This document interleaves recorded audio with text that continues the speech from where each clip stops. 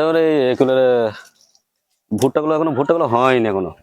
এই ভুট্টাগুলো একটু বড় হবে, এটা এখন ছোট হয়ে যায়, এখন হয়নি। এই ভুট্টাগুলো ছাদে লাগিয়েছি তো, হয়নি। তো বন্ধুরা, একেবারে আমরা একটা একটা রেসিপি করছি আপনাদের সামনে, তো শেয়ার করছি। তো আপনারা রেসিপিটা দেখতে থাকুন। খুব সহজ একটা রেসিপিটা হচ্ছে চিংড়ি মাছ আর পুঁই আছে, তো পুঁই শাকটা আছে, সেই পুঁই শাকের পাতা দিয়ে একটা পকোড়া হবে। তো আপনারা দেখতে থাকুন, খুব সুন্দর মজাদার রেসিপি আর খেতেও টেস্ট। চলুন আমরা দেখুন। চিংড়ি মাছগুলো আমরা বেটে নেবো, এই যে চিংড়ি মাছগুলো বেটে নেবো।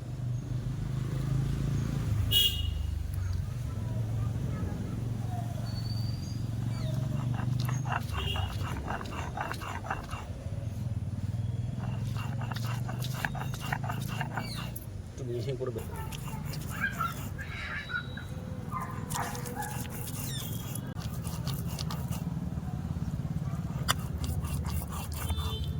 তো চিংড়ি মাছগুলো বাটা হয়ে গেল, এবার চিংড়ি মাছগুলো তুলে নেব।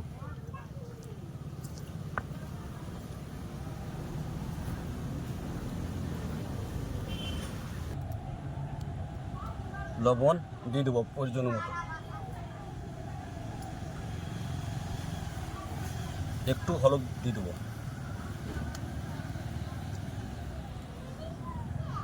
1 চামচ জিরে গুঁড়ি দিয়ে দেবো,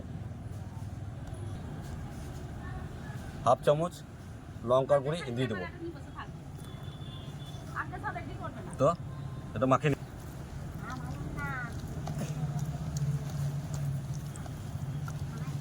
পুঁই শাকে এই চিংড়ি যে বাটাটা করলাম, সে বাটাটা এরকম করে দিয়ে দেবো, এরকম করে দিয়ে দেবো।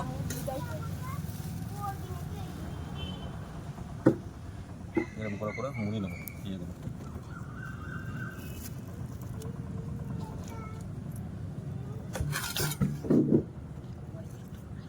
এরকম করে মুড়ি নিতে হবে, ঠিক আছে। চিংড়ি মাছগুলো বেসনটা গুলে নেবো,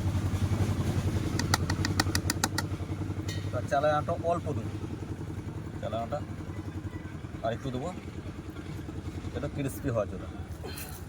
কালো জিরে দেবো, একটু কালো জিরে,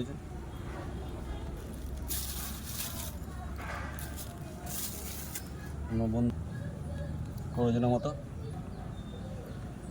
একটু হলুদ দিয়ে দেবো। বাটারটা তৈরি করে নেবো, ব্যাটারটা তৈরি করে নেবো।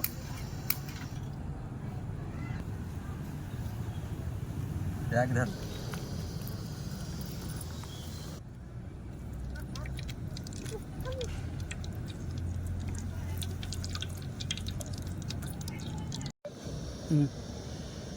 ওর বেসনে চুপিয়ে ভেজে নিচ্ছি। পুঁইয়ের সেই চিংড়ি মাছগুলো করা ছিল, এগুলো ভেজে নিচ্ছি। এরকম করে সব কটা এরকম করে ভেজে নেবো।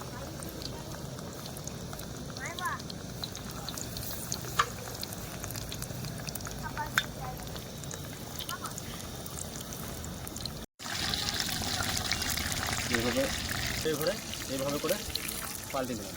লাল লাল হয়ে গেছে, এরপর আমরা তুলে নেব।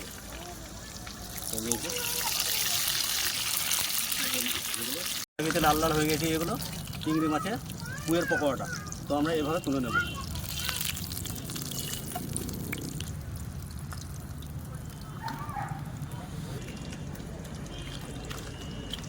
দারুণ, কেমন হয়েছে ভাই? দারুণ দারুণ।